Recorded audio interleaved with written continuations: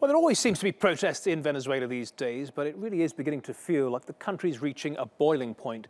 People are fed up with the country being so poor, and they're also angry at the opposition figures being systematically silenced in one way or another. Adefemi Akinsanya reports.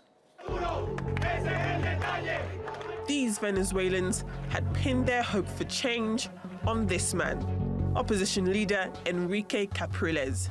But those dreams were shattered when the Venezuelan government banned him from public office for 15 years, ending expectations he would beat Maduro in next year's presidential election.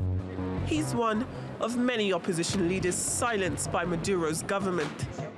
Leader of the Popular Will Party, Leopoldo Lopez, is currently serving a 14-year prison sentence for inciting violence during anti-government protests in 2014. We have gone out to the streets peacefully many times, and we have had no response from the government. This time, we have had enough.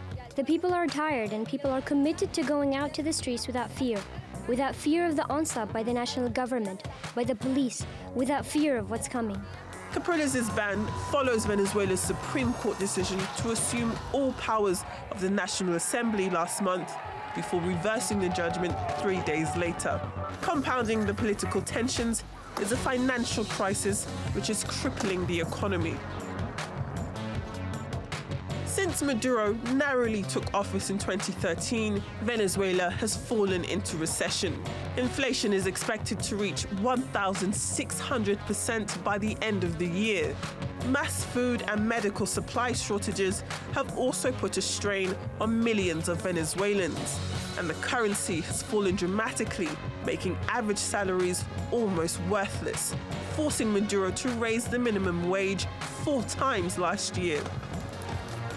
As the unrest continues at home and after staunch criticism from the Organization of American States, Maduro has been in Cuba, rallying support from 11 South American and Caribbean leftist leaders. He took the opportunity to accuse the Venezuelan opposition of inciting a foreign invasion. We are facing a coup right now in Venezuela, and we are defeating it, of course. But the oligarchic right, subordinate to the interests of the United States, are trying. But Maduro's words have done little to win him allies on these Caracas streets. And until Venezuela's political and economic security is restored, the opposition promises more unrest.